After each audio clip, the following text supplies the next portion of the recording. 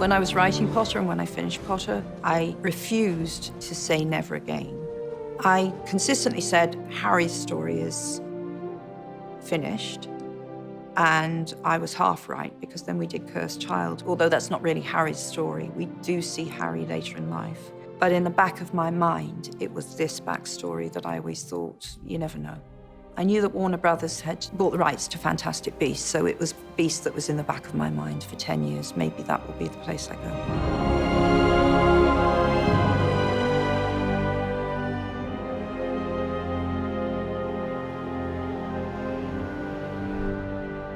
What has been phenomenally enjoyable has also been the biggest challenge, which is that, in contrast to the first movie, which was a relatively straightforward narrative, although a lot was hidden, this is a complex story.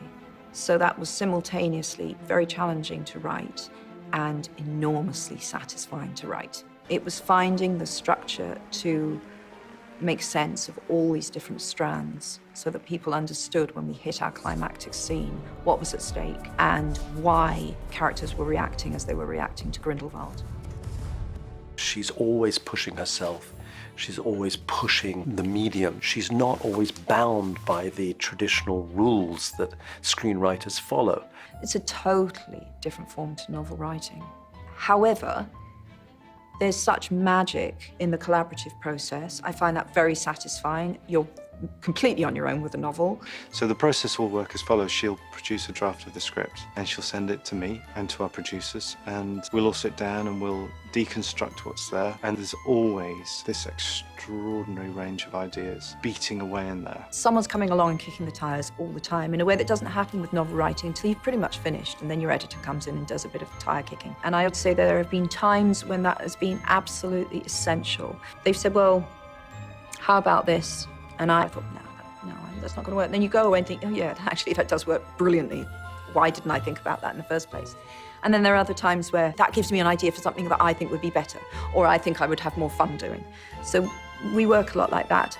So I am a great planner, you know, it's no secret that I do plan meticulously, which is why I have large chunks of this backstory already, some of it even on paper, because I did think all of that through. But there's always a nice big fat margin to invent, to change, to decide, no, I think it works better like this, and also to bring in new characters, which is always exciting and changes things in ways you normally don't expect. And I think fans also will find it exciting to see other countries depicted, because I can literally go anywhere now, anywhere at all. It's really fun.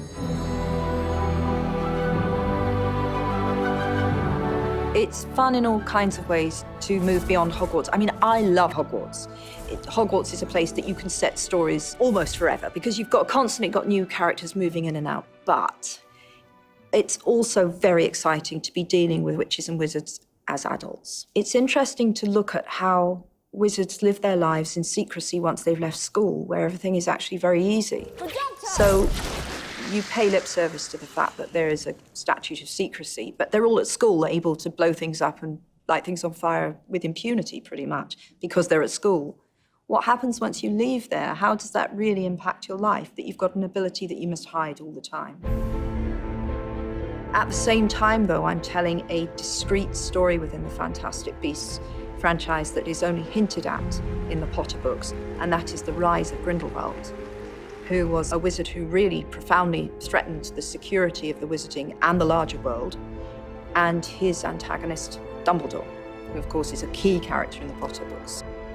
Jo's world is richly thought out. When she was writing the books, she already knew the genesis of the Dumbledore-Grindelwald conflict. We already get a beginning of a sense of what that relationship was and where the source of their parting of the ways began. I think Grindelwald is a much more interesting villain than Voldemort. I love Voldemort, but Voldemort was pure evil. And Grindelwald is, for me, immeasurably scarier because he persuades, he makes sense, he talks in seemingly rational terms. You came today because you crave something new. something different. You can understand why people follow him. They follow him not just from fear. Many people follow Grindelwald because they believe what he says. So these stories culminate in the rally that Grindelwald holds, where all of these characters, with their diverse histories, their diverse blood status, all of them find themselves in this auditorium facing this man. Is he the answer? And for some of these characters, he is the answer. I see the Muggles are not lesser, but other. There's othering in the very obvious sense that we all know about, you know, all of the isms, all of the sexism and the racism and the homophobia and the othering of entire groups of people in our society, which is despicable. We do it to individuals, we do it to people who are different, we do it to people who aren't conforming to our ideal of what they should be day to day. It drives the people who are on the receiving end of that behavior to respond equally aggressively. That can end nowhere good. So great movement is afoot. Ideological shifts are taking place, and people are rushing hither and thither, putting on the black hat or the white hat, as it were, but always seeing themselves as the good guys. Joe writes about people who are outsiders, people who are stigmatized, the need to label people and put them in a box and judge them. It's a theme that runs through Potter, and it's very much central to this. Her heroes are always not the obvious heroes. They're people who you least expect to be the heroes because they're always on the outside. They're always undervalued, underestimated. And actually, the reason I think people around the world connect with these characters is because everybody feels marginalized, undervalued at times, and some people just have that to the extreme in their lives. Real straight A heroes, frankly, are a bit boring, you know? They just get everything right all the time. They know all the answers. They've got everything sussed. Who cares? That's kind of not, I can't relate to that. I need to relate to someone who has to struggle with some of these things, and we all do. And that's what makes their characters so adorable. They have the flaws that we know are within ourselves.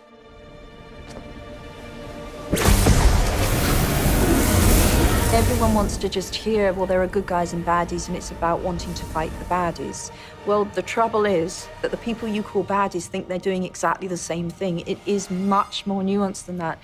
David Yates and I have sat together and laughed about how this is not a straightforward story. You can't reduce it to the good guys versus the bad guys, because good guys cross over, bad guys are redeemed. This is a different kind of story. I was walking through Soho after editing Fantastic Beasts 2 one afternoon, and coming in the opposite direction was this little kid dressed as Harry Potter, and he was about 7. And I thought, well, he wasn't around when the books came out. He wasn't around when the movies were being made. This kid is dressed as Harry Potter on a Thursday afternoon, sometime in August. What's going on? And so these stories have the spirit, I think, to capture lots of people across generations. She touches on these themes which are timeless. Our relationships are key to who we are. And our friendships, these relationships that we choose, are so revealing of who we are. I think that the relationship between Harry, Ron, and Hermione, and others in the Potter books, was actually at the heart of why people connected so much with those stories. The magic is fun, and it's interesting, and it has its geeky side in that you can learn all of these rules. It's fabulous, but at heart, it was the relationships that kept people invested in the stories. Sometimes it's, these are friends I wish I had, or these are friends I feel I do have within the pages of this book or as I watch these stories. That's what art can do. It can give you relationships you've never had. The world that Joe has created is getting richer, and I think that we are seeing the scope of the magical universe being greater. All of the stories I've written within this world, while they certainly share certain overarching themes, you cannot beat a good yarn. So each individual section, be it one of the novels or one of the movies, has its own discrete story. The one big question that gets answered in this movie, it would be, who is Credence? But upon that simple question hangs a number of other stories. So make no assumptions. Whatever you think you know at the end of the movie might not be the case by the time you get to the end of the third movie. And I know that's very cryptic, but you really have to let this story unfold before you draw real conclusions.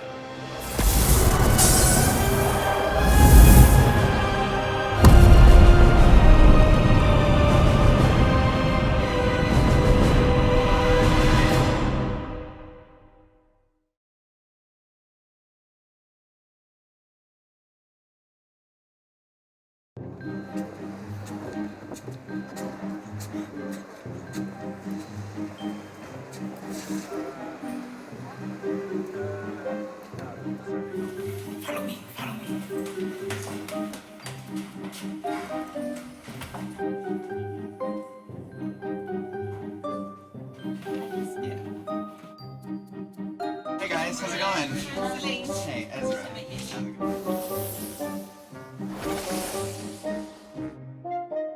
Hi. Ezra, hello. Hi. This is the greatest day of my life. How are you doing? I'm so excited. I think I like take breaks from Harry Potter every now and then to try and like integrate with normal people. But I love it, love it. Like watching this, getting all geeky. It's like, oh, I'm back home. Yeah. I don't have to pretend anymore. Yeah, totally. Especially because you spent how many years making these films? Like 5 years, 14 to 18, 19. So when did you get into them? I was like 6 and my dad read me the first one and I loved it so much. And then it became this huge self-soothing mechanism for me through my adolescence. And around the time when the last book came out and then when you guys made the last movies, I was at that age. So I was about 8 years old and I was reading like all these girly books and my mom was like, oh, we need to open your mind a bit. And then I didn't want to, but she was reading it to my brother and I listened to it and I just was obsessed. I was just enraptured. And so I read them 8 all the way through and that became my thing. Because I didn't really have any other talents, that became like, I am the Harry Potter girl. I was very proud to be a huge fan girl. Right, yeah. You're the Harry Potter geek and that gives you value. Mm-hmm. Yeah. I was also a bit of a problem on set though for that reason where I'd be like, why have you cut this? Totally. Tell me about it. Yeah. Why are these characters talking? Oh my gosh, I can't even imagine. And I knew everything about my cast members as well because like it comes to a point where the books aren't enough and you need to start being obsessed with the actors' lives. And again, I knew all their birthdays. I knew Daniel Radcliffe's dogs' names. So I knew Emma Watson's cats. But it wasn't. Why is that a problem? Oh, because I'd be like, "Happy birthday to your cat." And they'd be like, you are terrifying. Wouldn't that put you in a nice, like, natural Luna Lovegood chemistry with those actors, though? Totally. So maybe you're just a methodical genius. I like that. Yeah. Thank you. Yeah. yeah. Let's watch some scenes. So what we're here to do, I don't know if we've even talked about it, but it's the most exciting day because we get to watch pieces of Fantastic Beasts: The Crimes of Grindelwald, and we're going to talk about literally everything about them. If you are one of the people who has decided to watch this, we're just going to presume that you're kind of with us and that maybe you're also a nerd and that you're ready for this sort of thing. Uh-oh. There he is. He's watching the flight. He's like Norman Bates right now. Is he about to kill them? Oh! Wandless magic like we've never seen. Yeah. That was like a spontaneous protego with no wand or words. Prisoner is secured and ready to travel. It's Abernathy! Do you remember Abernathy from the first film? He's just kind of skeezy. Dodgy vibes. Dodgy vibes. We found his wand hidden away. And we found this. Oh, they found that. What is that? That's important. Bye!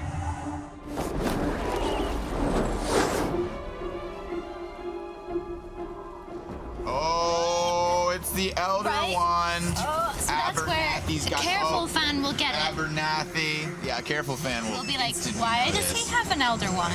Yeah, an Elder Wand. Yeah. Oh my god. He's like, I has a secret. Oh, something's wrong with your face, dude. Polyjuice! It's Polyjuice.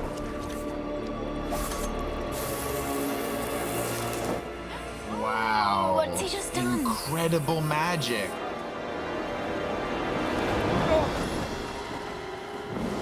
How is he doing that? How's he doing that on the carriage even, you know? All the wandless magic that he's been doing, and like now he has the Elder Wand back. A lot of yoga. Wow, look at that. Look at that, but he did that wandless. That was pretty damn lucky. See, that was just sadistic. That was a sadistic way. Oh, what a good scene. Away. He's gone. The crimes have begun. Yeah. That is just like you watch the scene. It's like, okay, that didn't last long. He probably just starts meditating when he's captured because he's like, oh, it'll pass. I'm gonna find totally. And you remember the line when he reveals himself and then he says, "Do you think you can hold me?" That was nice. Right. And Serafina Pickery says, "We'll do our best, Mr. Grindelwald."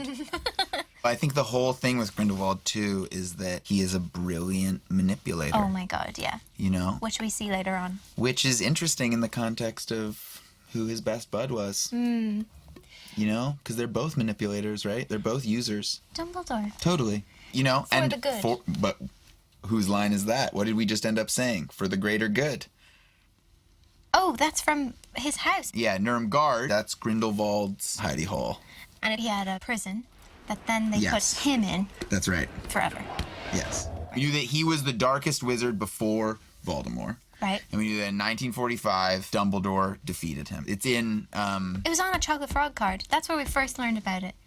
right. I so mean, we know he that had they a were relationship. close and that they had this ideological connection. Right. Twin flames. Exactly. Yeah. Twin flames, and you agree about radical ideas, and Right. you agree about, and then there's this thing that happens, I think, when it's a real sort of dynamic where when people mature, someone might change their mind.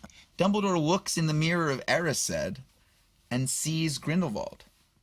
What does the mirror of Erised show you? Sorry, spoiler. Oh my God. I'm so sorry. Are you Oh my serious? gosh. Yeah. So what does the mirror of Erised show us? Your deepest desire. The most desperate desire of your heart, Right. is what Dumbledore says in the first book. Can we talk also about the necklace? Because they're like super. The psyched necklace to hang is on to it. important. When I was a kid, you'd have a heart necklace saying best friends. and Yeah, split totally. in two. Or friendship bracelets, or totally. Yeah, it's kind of like That's isn't what it? the blood oath Way more is. intense. Yeah, that's exactly right. Because you can totally see them doing it as teenagers and it being such a romantic gesture.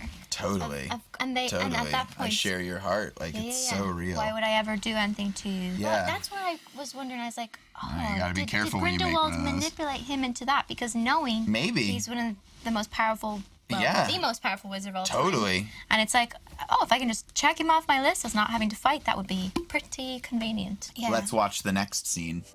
You told me where to find that traffic thunderbird, Dumbledore. You knew that I would take him home, and you knew I'd have to take him to a muggle ball. I've always felt an affinity with the great magical birds. There's a story in my family that a phoenix will come to any Dumbledore. Not just a answering the story. question. They say my great-grandfather had one, and that he took flight when he died, never to return. Which is exactly what happened. What's that? An address of a very old acquaintance of mine. A safe house in Paris. Safe house? Why would I need a safe house in Paris? One hopes she won't, but should things at some point go terribly wrong, it's good to have a place to go. Oh my god, that's so Dumbledore. Yeah. It's terribly wrong. But forgive me for asking, why can't you go? I cannot move against Grindelwald. It has to be you. Putting a lot of pressure on me here, bud. Well, I can't blame you. In your shoes, I'd probably refuse to. What? It's late. Good evening, Newt. Wait, no. Oh, come on. Oh, yeah, amazing. Everything we were just talking about Dumbledore being a manipulator is very observed in this. Like, he's being a user, and he's being kind of open-handed about it, and he keeps just blatantly ignoring Newt's very valid questions and concerns. And Newt is like, Yeah. Oh, come Yeah. Do you think Dumbledore would have accepted no? I mean, I think with someone like Dumbledore, accepted, maybe. Expected, never. And this card that he's given him, it kind of reminds me of like the Dumbledore's Army coins. Yeah, Is totally. And just seeing that symbol, I think a lot of people will know that it must be Flamel. Because what's fascinating is there's places where the wizarding world meets with real esoteric history. And one of them is explored in this film. It's the biggest one. It's the biggest link between sort of the mysteries of esoteric history and Rowling's wizarding world, which is Flamel. The Flamel, for instance, is a symbol associated with this real guy who lived that people believed was actually an alchemist who got this book from this guy that was written by Abraham the Jew that was some alchemical magic book that allowed him to achieve the Philosopher's Stone with his partner. So they died at some point, and then there were all these theories like that they'd gone to India. Yeah. You know, and then there's some other weird accounts where, you know, like Paramahansa Yogananda or someone says that they go in India and there are some people who are super old, like older than people think people can live. And the first mention of it was like in Philosopher's Stone. 'Cause when- That's right. First mention of Flamel is on that same chocolate frog card that first mentions Grindelwald. It was so crazy how so many little parts of the universe were contained on this back of the chocolate frog card. Let's watch the next scene. Who's this person? You just dropped probably the biggest bomb on the Harry Potter universe in a decade. Yeah. Nagini. I know. Super fans are gonna scream. They're not gonna hear the rest of this scene. Yeah. All of our acting work lost. Yeah, right. You know? But you know that it is a Sanskrit word. That means a feminine naga, and the nagas are the divine, sort of neutral ground snake beings of ancient Eastern wisdom traditions. Busts out the fire drakes, and she bites Skender. And now the circus is on fire. The Zuu is out.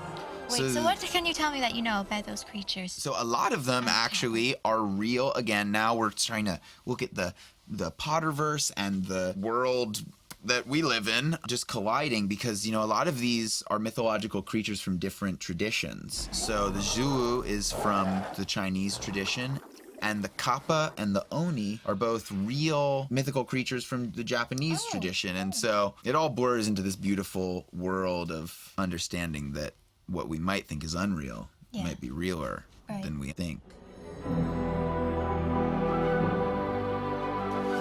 Hogwarts, Hogwarts, Hoggy, Hoggy, Hogwarts. Yes. What were the 3 biggest mistakes that you made last time? Teaching defense against the dark arts. What's going on? Yeah. Parry before counter cursor. He's teaching duel right now. And you just got smooked up by dummies. First 2. This is a school. Oh, McGonagall! I'm the head of magical. McGonagall! With her little Scottish accent. You know it right away. However long you keep me and my friends under surveillance, you're not going to discover plots against you, Travers, because we want the same thing, the defeat of Grindelwald. But I warn you, your policies of suppression and violence are pushing supporters into his arms. Whoa. Whoa. Yeah. Dumbledore and the Ministry, man. A long history of radical versus more middle-of-the-road politics. Right, and you think they'd have learned by the time the Harry Potter books happen? You think they'd have been like... Right, trust Dumbledore. Totally. Your brother seeks to destroy you. This is a spoiler, and if you haven't watched the movie yet and you're the bizarre type of person who watches the DVD extras before the movie, I've never met you. And yeah, don't keep watching this because we're about to spoil literally the final reveal of the movie. Aurelius Dumbledore. Ugh. My God, you're a Dumbledore. I mean, NBD. And the fact that Grindelwald tells you, who obviously had this long checkered relationship with Dumbledore, and now he's trying to control you. And he's known this somehow, so it explains his interest, why he was even in the Graves body. Right. Polyjuice Stylon. And Dumbledore, we don't know, but By he the way, apparently didn't hashtag know. where is Percival Graves? Where is Percival Graves? Where is he? Where is the real one? Colin speculated that he was in a ditch somewhere. Right. So you Yes. are an OG Dumbledore. Oh my gosh. Like, It's what? So weird. Could you have figured it out? No. I mean, Would have been No. a wild guess. no. Yeah. I mean, I hadn't, but David Heyman had stolen the thunder and told me that I was Dumbledore's brother. Right. To which I went, Aberforth? How could I be Aberforth? Does my eye color change? How does that happen? How do I acquire the accent? I guess I could see it. I guess I could, I don't know. So then I talked to Joe, and Joe was like, have you figured out who you are? Or has anyone told you? And I was like, David Heyman told me. And she was like, oh, I can't believe him. And then I was like, but I just don't understand. Like, can you explain it to me? Like, the accent and the eyes. And she was like, no, you're not Aberforth. You're the unknown one. You are Aurelius Dumbledore. And she said it to me. Oh, really?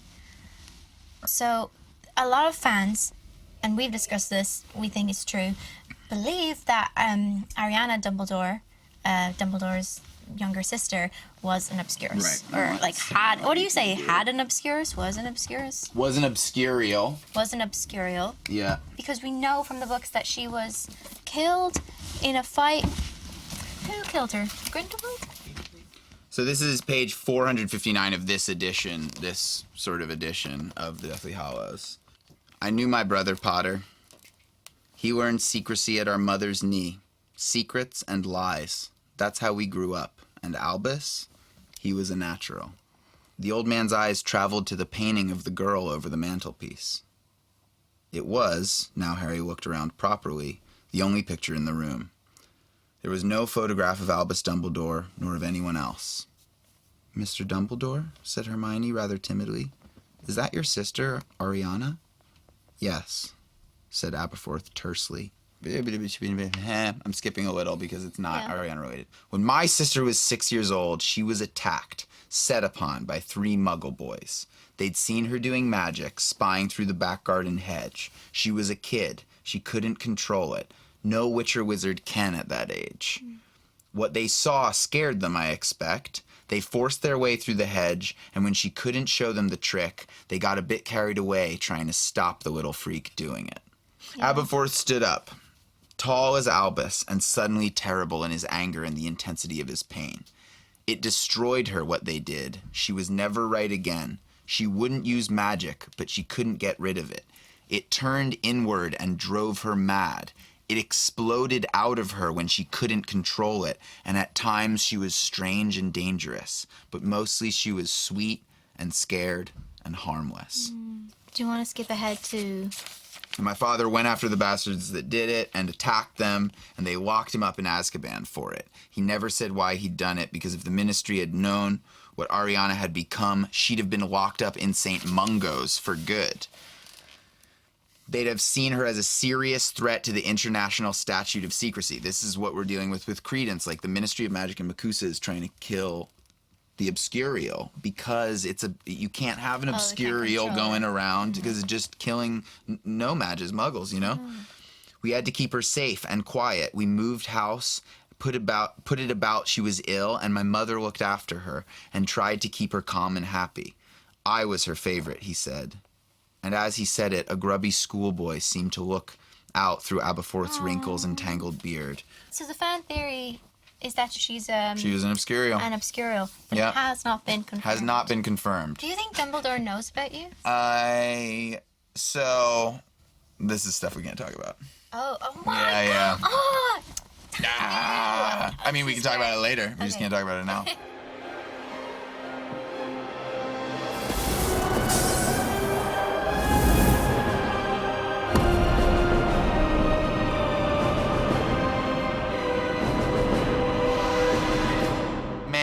It's done. It's all over. We don't have enough time. We're running out of time because we can't do it because we just want to talk nerd. We'll do this again really soon. I love you. Thank you for doing this with me.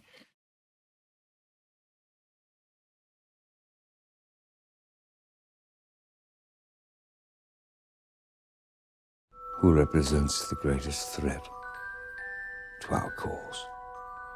Albus Dumbledore. It was wonderful to have the opportunity to find the young Dumbledore. When we started talking about actors, I had some actors in mind, and I shared those ideas with Jo. And she said, no, David, you're forgetting this is the young Dumbledore. He's a much different animal to the guy we see in Harry Potter. He's still very charming, and he's also got a glint in the eye, and he's witty and kind of mischievous.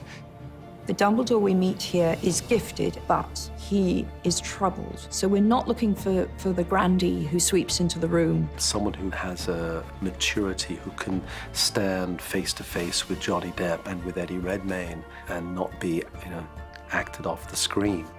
It's a potpourri of many, many different qualities that we're trying to find.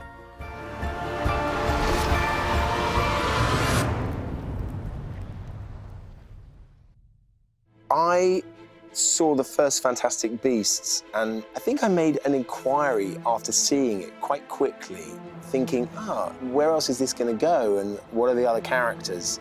Whether that stoked any curiosity from their part, I don't know, but I got a call early on saying that they were looking to cast a young Dumbledore, and I got involved in process that required. It was a very good day when I got the phone call saying that they wanted me to play him. And obviously my kids are thrilled.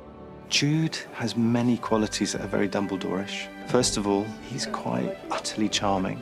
He's got a twinkle. But you know, more than anything, he has a grace. So when I met Jude, we had this very intense meeting, just the two of us, where I basically told him everything about Dumbledore that I've ever known, but not told anyone else, literally. Never told anyone some of the things I told Jude.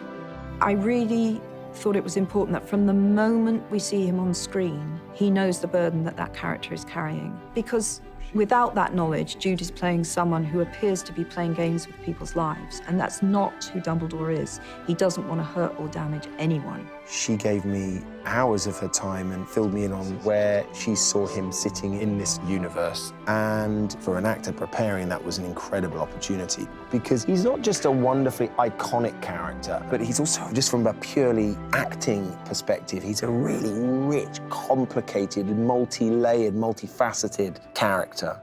Initially, I thought I was going to steer clear of going back and watching either Richard Harris or Michael Gambon, but I just couldn't resist. First of all, it seemed like such an obvious opportunity to watch all the films again, which was really fun. And also, you know, I just wanted to see if there was anything I could eke from them. I love the peaceful wisdom and the capacity to sit back knowing that what will be will be. They talk about Dumbledore being this hugely powerful wizard, and I always imagine he has great fun with magic, but to him it's so effortless. I think he takes it very seriously, but I think he enjoys it with a playfulness and youthfulness, a sparkle. Alas, earwax.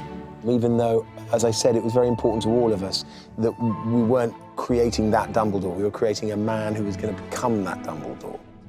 When I talked to David about Dumbledore, we wanted him to be kind of young, hopeful, the kind of professor that the kids all loved. David and Jude and I, you know, had a discussion about color, the early Dumbledores, and sort of plummy color tones, which didn't seem right for real clothes. So we found beautiful kind of heathery grays and sort of softer colors, softer fabrics and textures that people want to touch and that are approachable. There was a sense of the dandy, there was a sense of a man who enjoyed a certain flair to his dress sense, but I know that the vision was always that overall was going to be to base him much more in the time of the piece. We looked at some wonderful pictures of philosophers and artists of that period who just wore suits with a certain panache. And the beard was important because Joe always referenced it in the script, and also because it makes him somewhat unusual in this period context because not many men wore beards. I really love corduroy, and I made this wide wale corduroy coat and beat it up and put it on him. It was a nod to that noir, for sure, the collar and the shape of the back of the coat. I was like, I don't know if the boys will go for it, but Jude just sold it in the room. At the end, everyone's like, I want a coat like that. What's that? A safe house in Paris. Safe house? Why would I need a safe house in Paris? I hope she won't, but should things at some point go terribly wrong, it's good to have a place to go. You know, for a cup of tea. One of my favourite things about the new film is the beginning of the exploration into Newt and Dumbledore's relationship. I think it's fair to say that Dumbledore recognised the brilliance in Newt and the good heart and the morally unbendable core of Newt as a man. Dumbledore can trust him implicitly, but Dumbledore's also a bit of a game player. He still speaks in rhyme often and riddles, and he's still quite mercurial, and you're never quite sure exactly what he's asking you to do. Very few people, if any, ever call Dumbledore on his Dumbledorishness. In other words, his withholding of information. And that is the interest for me in their relationship, because I want someone to call Dumbledore on it and I want to hear his answers. With all due respect, Professor, I don't believe for a minute that's why you told me about the Thunderbird. There is a master-apprentice relationship going on, but what happens throughout the film is Newt realises he's not only being manipulated by the Ministry, but he's also being manipulated by Dumbledore. And there's a transparency that he demands because Newt is too wily to be exploited. That's where there becomes a level playing ground. Can you destroy it? Maybe. It's not easy being Dumbledore. He's mistrusted by the Ministry. They know he has this dark past in which he flirted with Grindelwald's ideology. This was the part of Potter that I was most interested in revisiting because the relationship between Grindelwald and Dumbledore is key to making Dumbledore Dumbledore. They were both young men and they had this idea of making the world better. And fundamentally, they've basically drifted apart because Dumbledore felt that what Grindelwald was advocating ultimately was wrong. Their relationship was incredibly intense, it was passionate, and it was a love relationship. But as happens in any relationship, gay or straight or whatever label we want to put on it, one never knows really what the other person is feeling. You can't know. You can believe you know. So I'm less interested in the sexual side, though I believe there is a sexual dimension to this relationship, than I am in the sense of the emotions they felt for each other, which ultimately is the most fascinating thing about all human relationships. I am positive that there was a mutual respect of one another's abilities, and I'm sure, especially with Grindelwald, there a jealousy, so maybe a bitterness for having such love and respect for Dumbledore. So there are scenes in the movie where I was very conscious of wanting to try and suggest that Dumbledore still held this affection for Grindelwald. There was not just regret, but there was still a love that existed between the two men. There's a sense of loneliness to him, terrible loneliness and isolation, where I think he's separated himself and almost imprisoned himself at Hogwarts. I can't move against Grindelwald. It has to be you. At the end of this film, we discover that Credence is, in fact, Dumbledore's brother. You can see how important that is for both Grindelwald and for Dumbledore. It's at the absolute heart of what the issue is between Dumbledore and Grindelwald. This is a relationship that is compelling and profound and authentic, and alongside all the bells and whistles of adventure and fantasy and beasts and everything else, this is a story about these two men who loved each other and ultimately have to fight each other. It's a story for the 21st century. Dumbledore really is a bridge between the Potter universe and the Beast universe. And he's my favourite character in the whole series. He is a character who hangs over this story in a very profound way and whose influence is very much felt. Godlike though he sometimes appears, he earned that by going through what we're watching in these movies. There's a lot more to go with this character. There's a certain responsibility. He's a much-loved character, and there are lots of details that people will want to see hinted at. So from many points of view, it's been a really wonderful opportunity.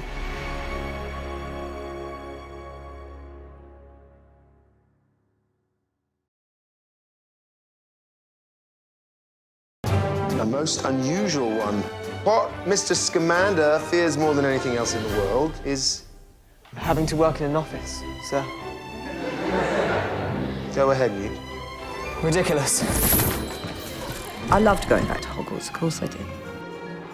When I opened the script for Beast 2 and I just saw Hogwarts, I was really thrilled. When I walked on and saw all the trunks and Hogwarts stickers and things like that, it's pretty amazing. And then to have all the kids in their Hogwarts uniforms from the 1927 period was really great. And Jo came to visit and she was like, wow, you know, we're back in Hogwarts. I think it expands the universe and brings it in some ways back closer to the Harry Potter world, which is great. It was slightly odd out-of-body experience because I've watched with everyone else those classes, and suddenly to be in it, you're in there doing it, but then you look back as yourself and realise how special it was.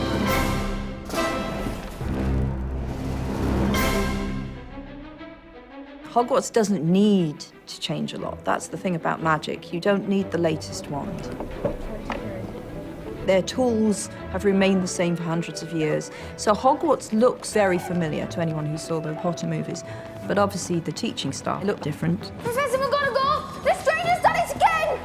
Missy, it's the stranger! She's horrible, she did this, she did that, she did that. I did nothing wrong!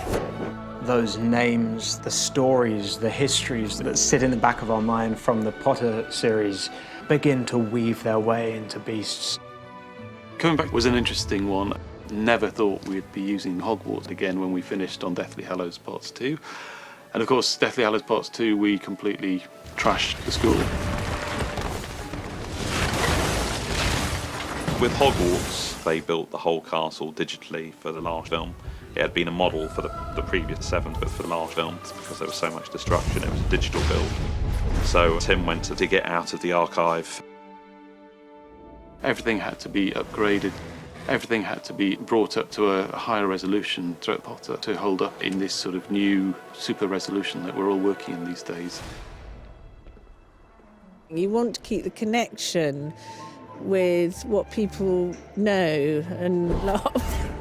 A unique thing was we had to create a great hall, and we knew that that wasn't going to be a physical build because it was one shot, so it was a digital build. What we were able to do was go in at midnight into the Warner's Harry Potter tour next door to the studio and scan the set. And I think it was somebody in the office who pointed out at the tour the gaps between the tiles are bigger and it's clean, as in all the Potter films it was dirty and dusty. So once we'd built it correctly, we then realised, oh no, it has to look slightly different than that, so we went back in and used all the films as reference.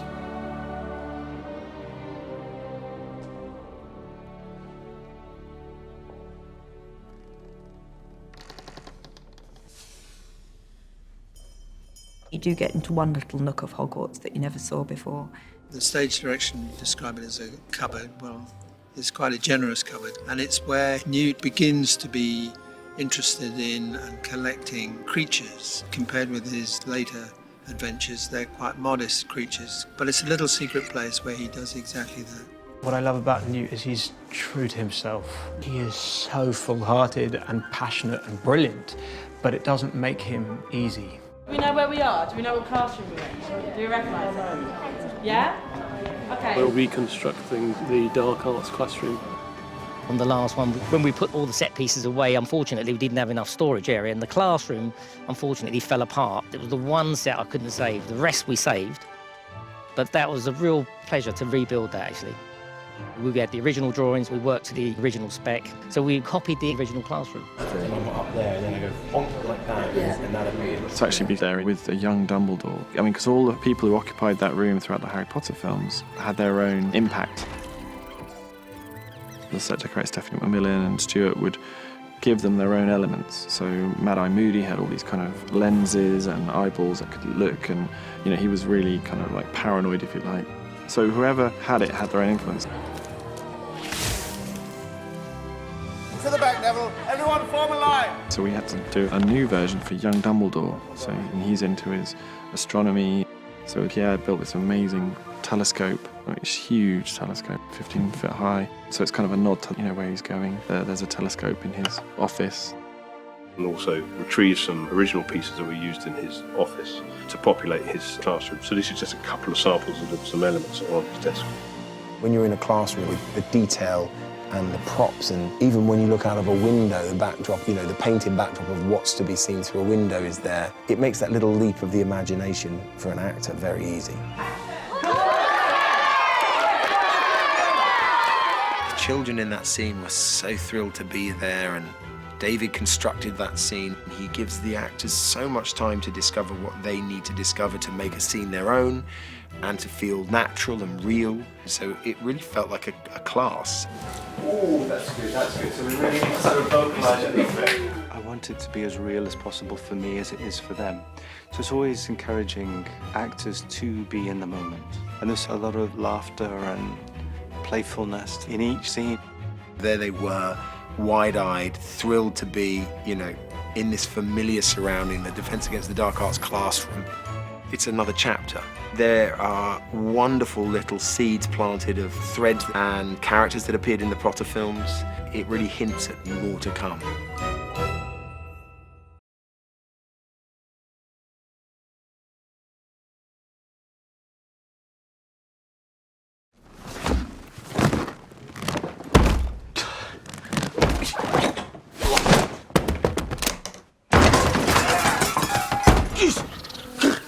In the first movie, Newt has his case full of creatures. You know, I love the case so much. We had this idea that he had lived in his case for that year when he was collating the information for Fantastic Beasts. In this movie, we get to see how he actually lives in London.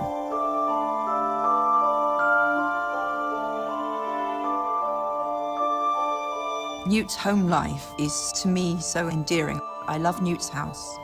It's kind of bare and boring. The ground floor is very much a show home. It's not really where his world is. It's only when you go down this sort of Escher staircase and you find this absolutely mind-boggling menagerie, a hospital for creatures. You see the guy's character.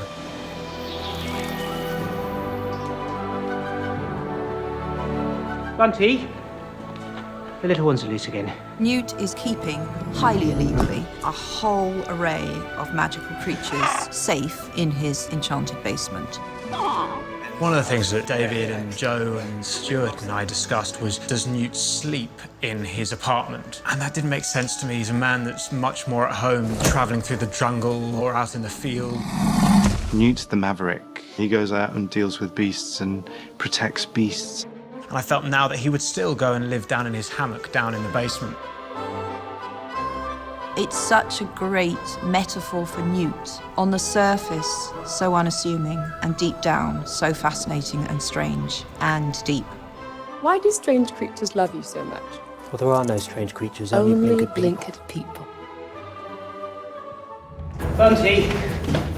We had this beautiful environment. It's a classic example of Newt has taken his townhouse in London and he's applied some magic and made it into the slightly exaggerated version of a Georgian basement. But it's still got that architecture, the arches, the bricks have all been worked out. We've done all that exactly as it would be, but we've just made it huge. And for me, the stairs remind me slightly of the moving stairs in Harry Potter, so there's a slight nod to that.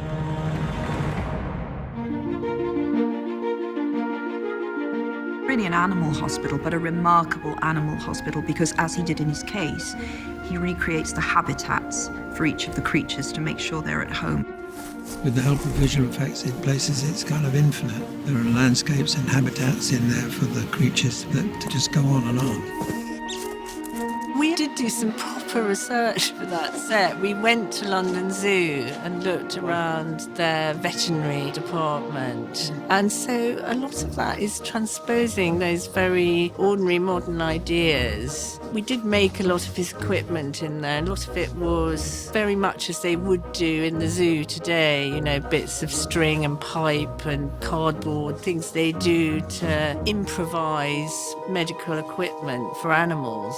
And we also had a great big operating light based on a 1950s-60s operating light, but we add things to it. And that's what's so much fun, actually, adding period detail into something that's a different era. Bunty! Bunty, the baby nifflers are loose again. I am Newt's assistant, and she's called Bunty. Lovely name. What was wonderful was when I read about Bunty in the film, I said to David, I was wondering what the backstory is with Bunty. And within about 3 days, Joe had written this extraordinary 2-page short story on who Bunty and Newt were. I particularly love the character of Bunty. Bunty is Newt's faithful assistant who came to him through his writing. She understood his mission. They met at Newt's book signing about 5 months ago when Fantastic Beasts came out. And has come to help him with the animals. So she's like a magical veterinary assistant. She's a little bit of a geek who's been admiring him from afar, a really big fan of his work, his book, and she's on the payroll, so she's looking after the animals in the illegal basement. Which is great, because you obviously worry about all the creatures when he's off on his adventures, you know, she's there looking after them. Fed nearly everyone. And completely besotted with him. As is quite clear in the movie, she's secretly and hopelessly in love with a completely oblivious Newt. Perhaps you should take off your shirt. I'll dry off quick enough. But they have a wonderful friendship, and Newt cares for Bunty. She's just fabulous. I love her as a character. One of my favourite things about the new Fantastic Beasts film is you get to meet a few new creatures. Where there is an existing creature in mythology, it just adds so much texture and colour, particularly when you're moving around the world, because I'm fascinated by the differences in mythologies and creatures. My favourite creature down in Newt's basement is the Kelpie. I have one particular creature who is an underwater beast. The Kelpie is a mythical Scottish beast that lives in lochs. The inspiration really came from the name, and so we designed something initially based on kelp. Wouldn't it be great if this equine sort of creature was made out of kelp? It was at times unrecognisable underwater because it would just look like a field of kelp, and then it creates more of a horse-like shape when it breaks the surface. It's a semi-spectral horse in mythology, and the horse would stand in a pond or a river, and people would go to take the horse, and it would dive and drown you the moment you got on its back. And the only way to tame it is to get a bridle on it, which is very difficult. So we watch Newt taming the kelp. So I've been learning to dive, to do like sort of deep sea diving. You bite Bunty again, and there'll be trouble, mister. Today, he has to wrestle with this kelpie, and so he dives into the water, and then I get soaked. And the first time I put my hand, so I had to do it a few times so I didn't react so much. And so I've just spent the last 2 hours drenched.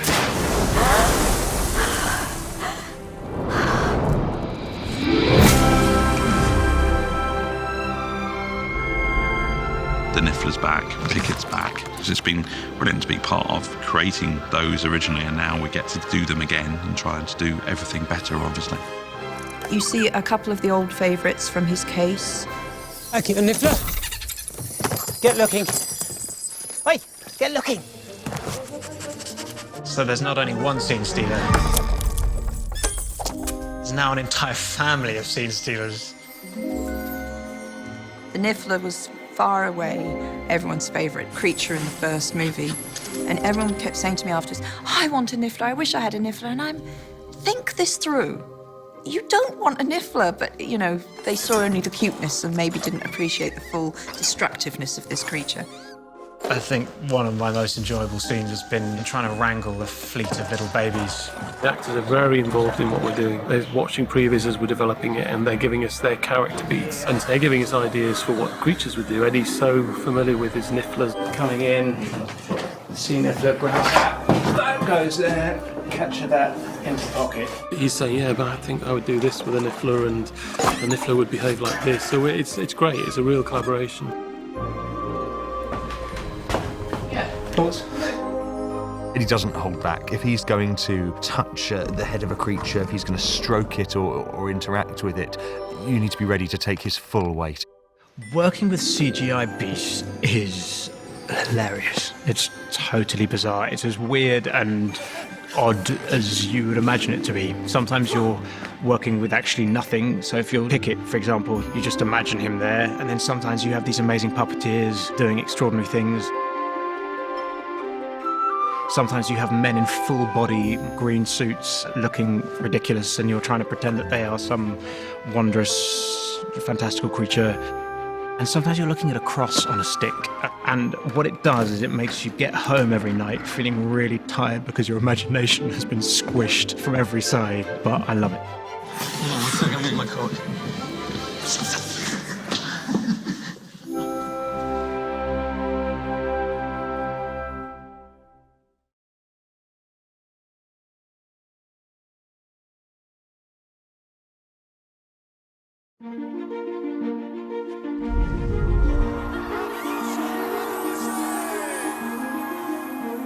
This circus is not a place of great wonder and mystery.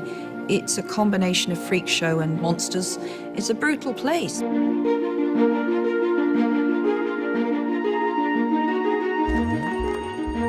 We're touching on themes that are very close to my heart. This is an aspect of the magical world that I never really explored in Potter, even though I knew it was there. The circus stuff, and I quite enjoy that research, trying to create some animals that look like they haven't necessarily been cared for the best, and you've got to feel for them, they've got to have that heart, and it's quite nice to be able to try and create that.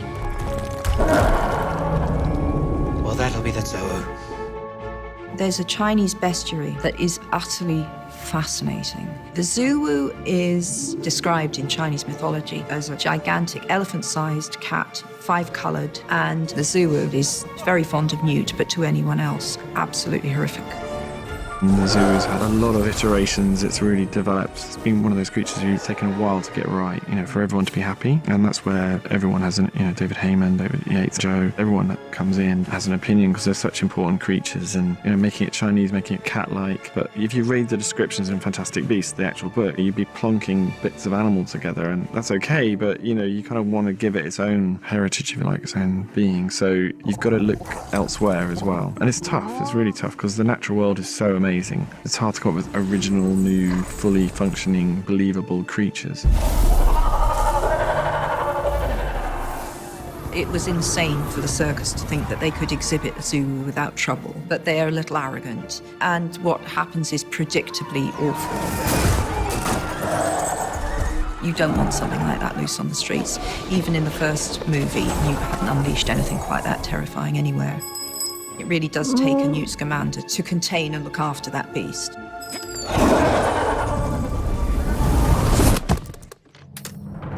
Credence has managed to hide in the circus, and no one asks too many questions. The circus is a reflectively abusive environment to the one he just broke out of, not with full intention. The obscurus broke him out violently.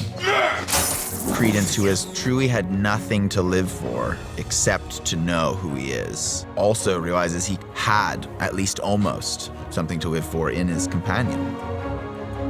When we first meet Credence, he has formed a powerful emotional connection for the first time in his life with someone who's very like him in certain ways.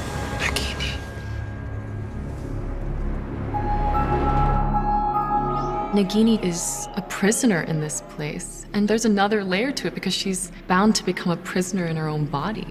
She's a maledictus. That means someone who carries a blood curse. They appear to be like an animagus, which is something in the wizarding world, which means someone can change at will and transform back into the creature with which they have the most affinity, I would say. But a maledictus is something very different. Slowly, over time, they are turning into a creature and they can't stop it. They can't turn back. They will become a beast. With everything that implies, they will lose themselves. They'll be alive, but in beast form, whereas an animagus retains their human brain. Every time she turns into a snake, it takes her one step further to being fully that creature for the rest of her life. Claudia Kim is a very elegant young woman, and I did a dress for her that I found this lace and screened over with metallic foil to get the idea of a snake skin without literally using a snake skin for visual effects. And then I did ruffles that went around the bottom and the sleeves to kind of depict potentially the coils of a snake. These movies have given me the chance to tell a story that I knew all along about Nagini, who appears only as a snake in Potter. Nagini was always once a woman in her mind, which is so deeply disturbing. Now, there were always hints that she had been human in her name, because the Naga are, in mythology, a race of snake beings. So the name was an allusion to the fact that she may herself once have been human. What I'm really intrigued about is where Joe takes Nagini next. So I filmed the end, and we filmed the beginning. I want to know what happens in the middle. I never wanted to give this enormous dollop of backstory, but now I can tell it, which is very satisfying and fits perfectly into the theme of this movie.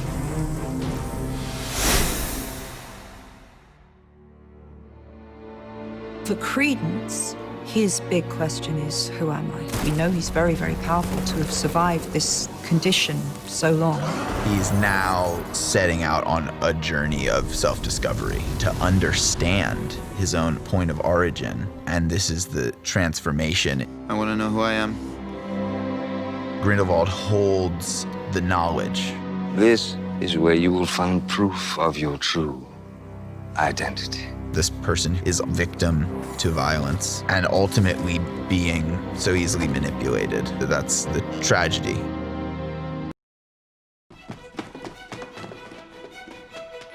It had to be Paris. Of course it had to be Paris. J.K. Rowling never disappoints. She's done her own research in and around Paris. It's very, very specific.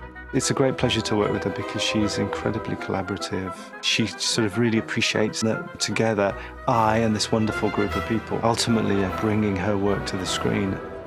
You give Stuart one line of description and bang, he gives you a world.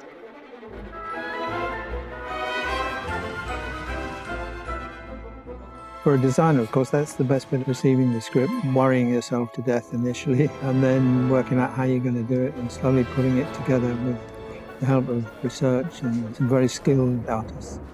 It's this amazing combination of artistry and logistics, and the delivery of those concepts into a sort of hard-standing set out on the back lot, and the amount of time that they deliver those worlds in.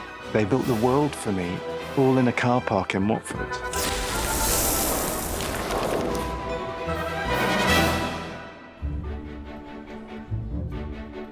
Paris of the 20s was a real melting pot of ideas, creatively, artistically, socially. Everyone thinks, wow, Paris, why are we shooting there? It's like a museum. Those buildings are the same buildings, they've been there for hundreds of years, but the reality is those buildings have all been cleaned. They've been jet washed since the 70s and 80s. And then the ground floor is all very modern and the street furniture's changed. To get that authenticity, you need to have control. Well, Paris is a little bit different to the Paris we know today. It's a little grayer, but it's still gorgeous, beautiful Paris with its wide boulevards, but also its little secret alleyways. It's magical in its own way. Stuart went out to Paris, had a nice, walk around, sort of absorbed a bit of Paris into his mind, and then pretty much designed the whole set from scratch. We photographed things we liked, apartment blocks we liked, shops that we liked, and we made a kind of collage of these images. In building this big complex set, we placed these elements that we liked very close together. There are no sort of dull bits in between, as it were. Everything design-wise is significant and interesting. There are 30, 40 people upstairs working in the art department with me who draw using CAD programs. I'm the kind of dinosaur with a wooden pencil. He's got a lovely team. The art department are always my favourite department, because whenever you go up there, one, they've got all these cool things everywhere on the walls, and we can discuss pictures and models of things, and you can move things around. Physical models in white card have proven to be the ideal way to present a set to David Yates. They're not very atmospheric made in white card, they're very sort of sterile looking, but they represent the exact space. Entrances, exits, windows, great interest to the cameraman and the director. Not only does he come up with this amazing world that he builds, first in concepts and models, but then he delivers it. He actually builds it. We started on the movie in September last year, and we began shooting it in June this year. So that's 8-9 months from the beginning, the very first drawings. We had 16 weeks planned as the building time, and we, various reasons, had less than that. It's a pretty ambitious set for 16 weeks of building, and even more ambitious for about 14 weeks is probably what we had. You get a script, and then from that script we work out how many sets there are. And once we've got that set, Stuart will then sit down and he'll just do a little sketch, and we'll work our way back from that. I will then go off, instruct all the HODs of the various departments to do a sample board. We get a big menu for each of the sets all laid out for us, and Stuart will then work his way through that, choosing each of the different textures and paints as we go through all of the sets. And then from there, I will then bring in the crew, which will be carpenters, plasterers, the stagehands, the riggers, painters, and then we start working our way through this big list of sets that we have to build in a very short period of time and keep it on budget.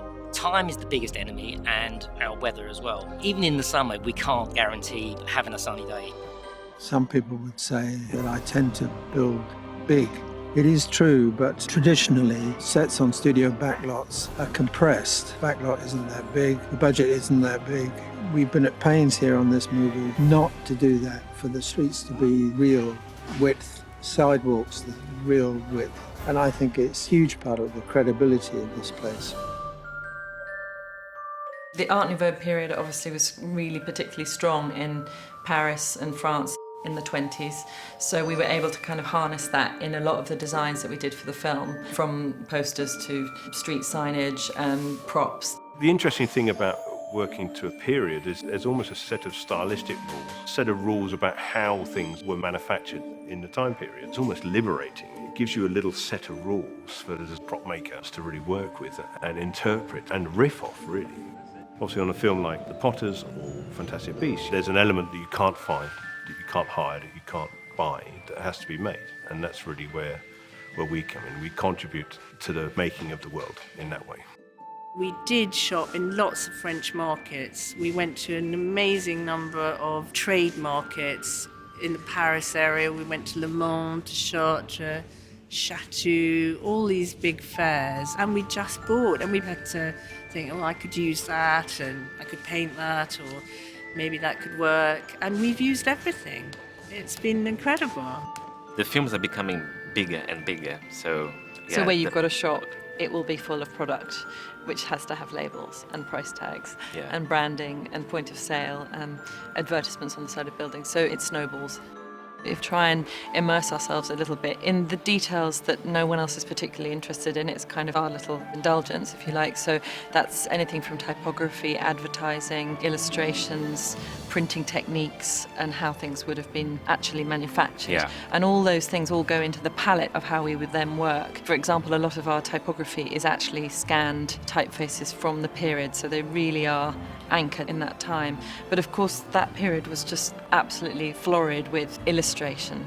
Any poster you see from the period for an advertisement or the sideshows in the circus or the theatre, artists were painting and illustrating to some length to get a beautiful piece of art. So that's quite a challenge. It was such a big thing that even the artists were able to sign the posters. We are in the Muggle world, which is a gift to a designer because it's such An amazing, beautiful period. But it's much more fun when you are in the magical world. Appare Vestigium. Place Cachet is a square in Paris. It has two separate characters, really. It is what it appears to be at first glance, just another part of Paris, a regular part. But it's also transformed into the magical world. The Place Cachet is the square, and as anyone who knows French will know, the name means hidden square. You walk through a statue and bang, you're into magical Paris. It's like he's taken the spirit of Paris in that era and then the spirit of the wizarding world and married them in such a natural way. Stuart particularly felt it was important to pay homage to Diagon Alley, to have that connection. It is a full-on Diagon Alley, but in Parisian buildings. Anna Pinnock and her team did an amazing job completely refilling all the shops with wizarding merchandise. As you'll see from the set dressing in the windows, cauldrons and Quidditch. Wands, carriages, dressing for streets, funky candy floss machines. We make everything here. Place Cachet is where you would go to do your magical shopping, and it's also where the circus sets up shop. The circus had a rather charming old-fashioned design. For the circus on the street, we painted their kind of 10-foot by 12-foot banners with the creatures on, so it's circus banner artwork. We had to build 3 tents in the end. Interior, exterior, tiny miniature tent. We did lots of street carts and sideshows outside. We strung up festoon lights. With all the costumes and the background eyes, filling it full of wizarding characters as well. You don't realise the effort that goes into everybody's department. It's wondrous. Art department is my favourite department in the whole of Leavesden. What they do is entrancing to me. The books and the papers and the posters and the letters, all of these physical, touchable objects that they make. It's such a visual film, such a challenge to do, but that's the whole point of coming to work. We don't want to do things that are easy or things that are simple or straightforward. We want to be proud of what we're doing. It's incredible to see Stuart Craig and his energy and the drive. For a man of his experience and years, he just inspires all of us. And you're always learning. I mean, he's an amazing teacher. Knows everything. He's a bit of a Dumbledore. He's something else. It's experience and it's knowing the best people that he brings in. It's just this hub of expertise. Everyone there is just the best at what they do. It's amazing. You walk from department to department to department. You know, I always avoid the word magic. It's such a cliche because it's me, but it's magic. It is magical. It just is magical. There. I'm unapologetic. It's magical.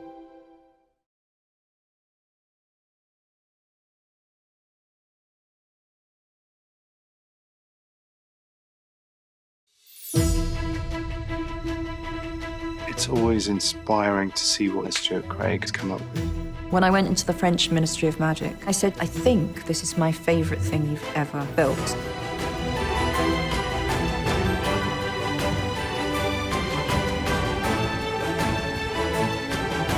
It's its own thing. It's not like anything we've done before.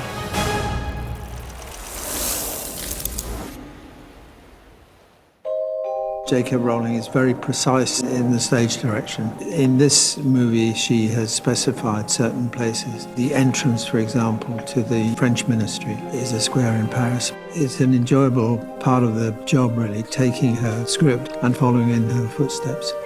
She's researched it all quite diligently, yet not surprising. It's magical Paris. It's beautiful. The elevator that takes you down, that wonderful glass interior. I love all that. On this movie, the French ministry is a real challenge. Again, Joe specified the Art Nouveau style. We took that as an instruction and really went for it. Every inch of it is organic, twisting, curving designs.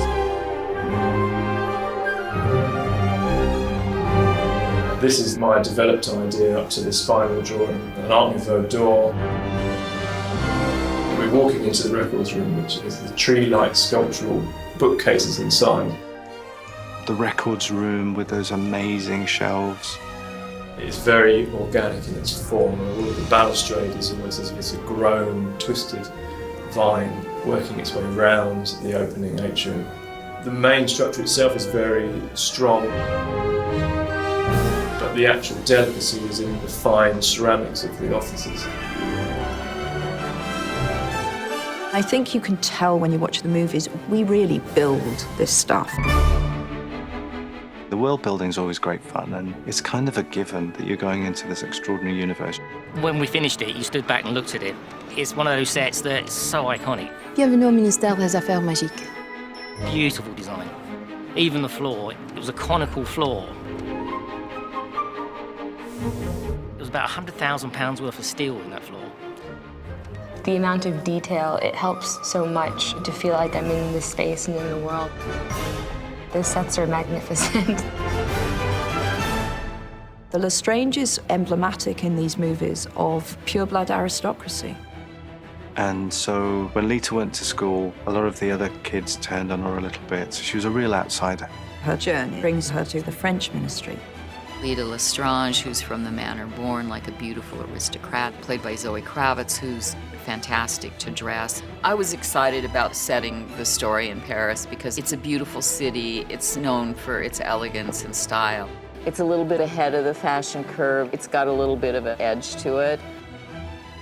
I think it's really amazing to have a film that involves magic and wizardry, but have it feel a little bit more mature.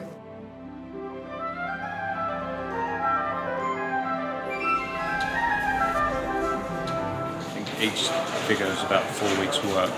Very high finish, because it's quite often large scale, pretty big girls, 20 foot.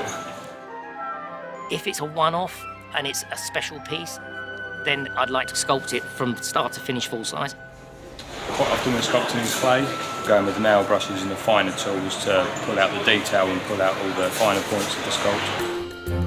With Stuart's designs for the French Ministry of Magic being so quintessentially Art Nouveau, we took a lot of that to then inform how we would design all the paperwork and the ephemera that would be part of that wizarding environment. There's always new and interesting ideas. We came up with the idea of these ticker tape machines. We produced about 100 of these for the Ministry of Magic. When you have something metal, which we're trying to copy, it's a rainbow of colours. So we go through layers of browns and ochres and golds and reds and even greens, and we start to build them up and take them back and build them up and take them back. With these, we're almost there, and it'll sell it on camera. It's so playful and kind of poetic in its visuals. The most important thing is the audience shouldn't have to think too hard. You just need to be immersed. I love the scale and the sort of immense experience of watching everything. It's properly immersive. He built the French Ministry of Magic in like 8 weeks. It takes some people that long to renovate their bathroom, you know. You can literally walk in there and go into the offices. We've built it. We built the Ministry of Magic.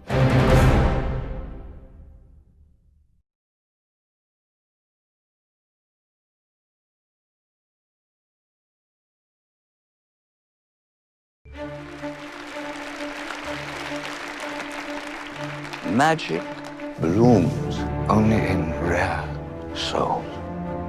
This movie deals with the rise of an autocrat. I actually had a complete idea of who he was and what his story was, even though it never appeared in the Potter books. He's a sociopath. Join me in this circle. Grindelwald has succeeded in an almost cult-like devotion in his followers. Pledge to me your eternal allegiance. However disturbing his philosophy might be, he has this ability to dress it up in a way that's digestible and consumable. If you're not paying a lot of attention to the substance and the inherent contradictions in what he's saying, it sounds very seductive, very plausible. Queenie, you gotta wake up. It can persuade people that you or I might consider good people. Walk with me.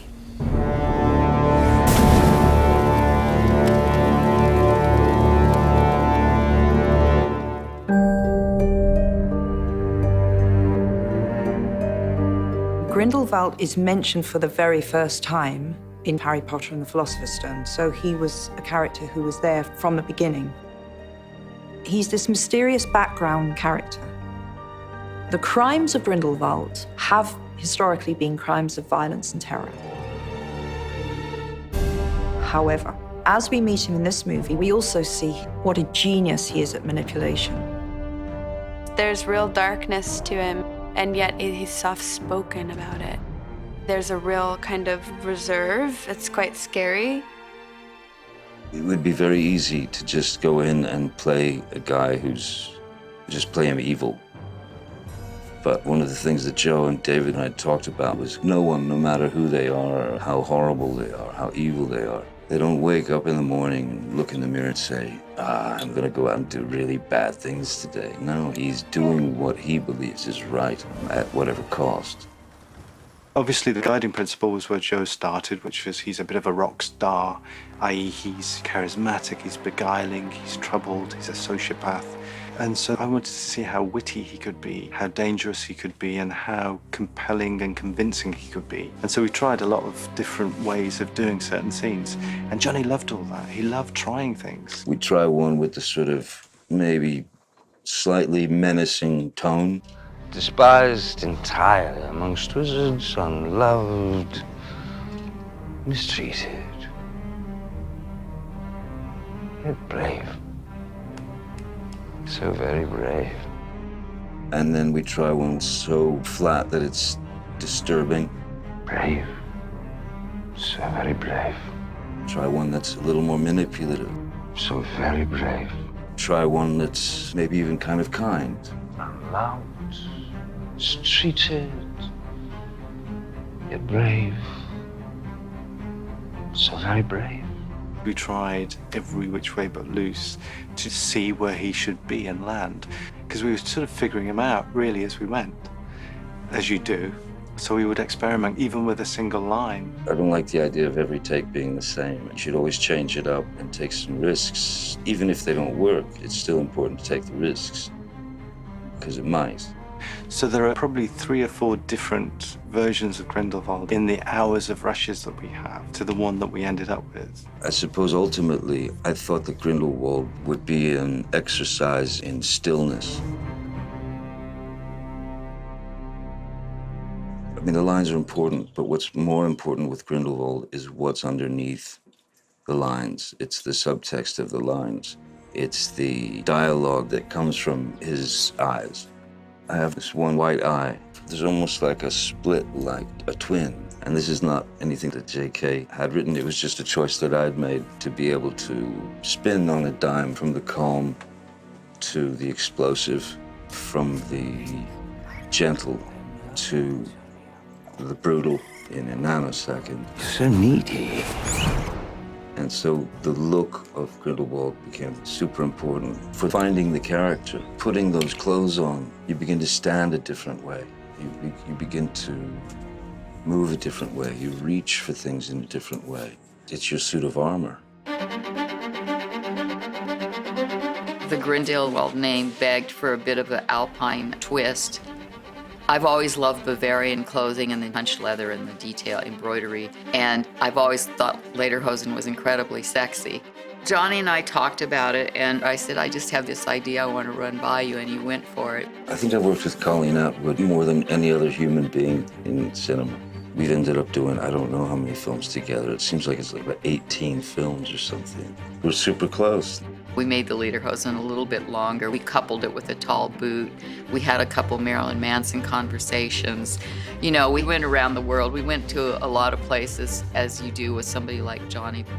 But we kept circling back and ended up with a slightly Bavaria meets the New Romantics. We both sort of went for this idea almost like the romantic poets, like Shelley and Byron. So we were sort of in that arena. And then it was all about how do we make him straight arms, straight, you know, everything absolutely perfect. We've had a good run with this one, and no one is a more graceful kind of actor in a costume than Johnny.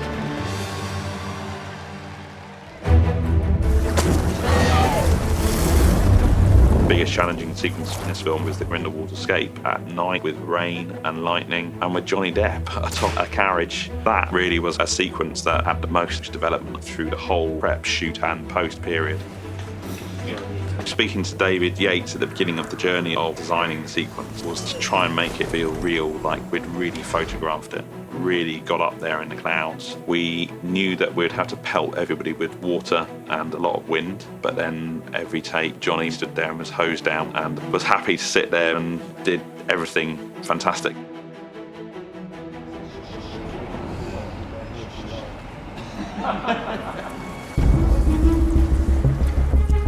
We added the idea of broom riders as well. We kind of thought the idea about riders like you would have on a security detail and somebody being escorted out to New York. And I was determined that I just wanted the broom riding to look just real and not like somebody on a rig.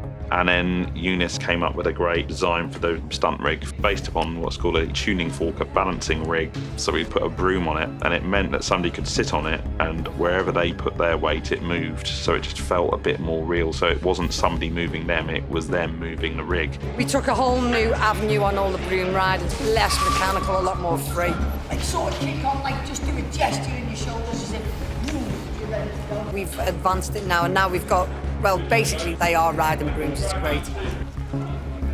Each broom rider, we need 6 operators. You've got people lifting up and down, people actually steering it, people moving it from side to side, trying off all their tricks.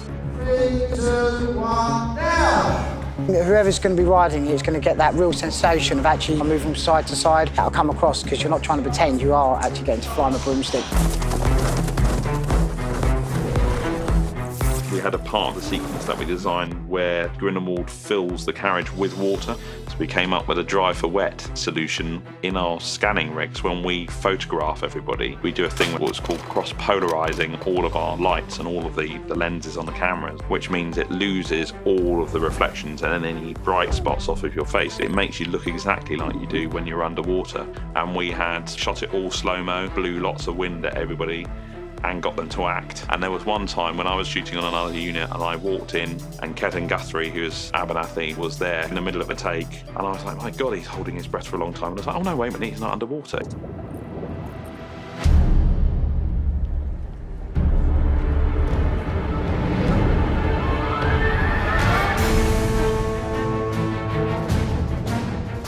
We knew that there was going to be some kind of rallying point, like a large-scale amphitheatre. Père Lachaise Cemetery in Paris is a very famous cemetery, and we went there. It's up on a hill. It's almost like an amphitheatre of tombs around you. So Stuart took those ideas and put this amphitheatre underneath the tombs. It's a classical amphitheatre of indeterminate age, like in the truly classical style of ancient Rome. Stuart doesn't do anything by half, so if you want an amphitheatre, you get a full 4,000 capacity amphitheatre with this Pantheon-esque roof. We've got these huge ravens, like 10 foot high, holding up the roof, because the Lestrange family symbol is a raven. The birds themselves, they were just hand sculpted, then we moulded them, and then we cast them, because they're repeats. There's layers to it as well, countless sarcophagi and vaults and different types of tombs, and when it's full of all the extras in their full wizarding gear, it's really cool.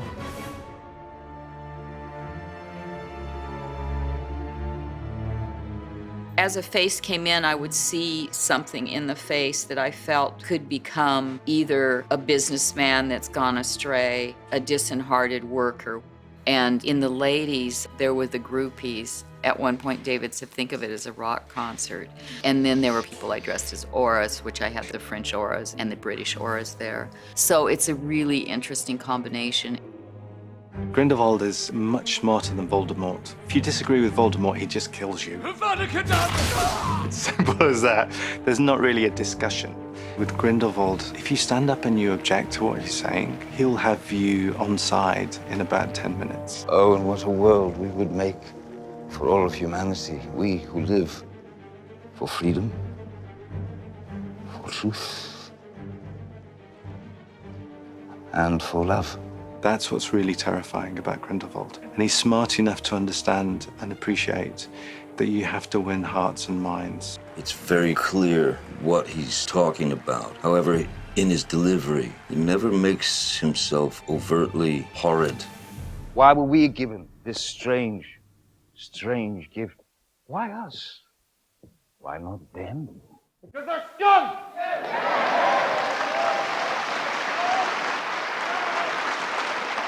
We do not use those words here, friend. In fact, in earlier iterations of the edit, we'd show it to an audience and people kind of went, yeah, I think he's got a point. You know, the wizards are locked out and, you know, they're having a tough time. They want to be free. I get that. And we were going, oh my God, people identify with Grindelwald. This can't be right. We've got to... So we actually made him scarier. That is the enemy. Their arrogance. Their power lust. I like the character. I really like the character. I'm interested in people, and I think there's a lot going on in this film. Mr. Scamander, do you think Dumbledore will mourn for you? It was such a great experience. I'm like the luckiest man in the world to have been chosen to play Grindelwald.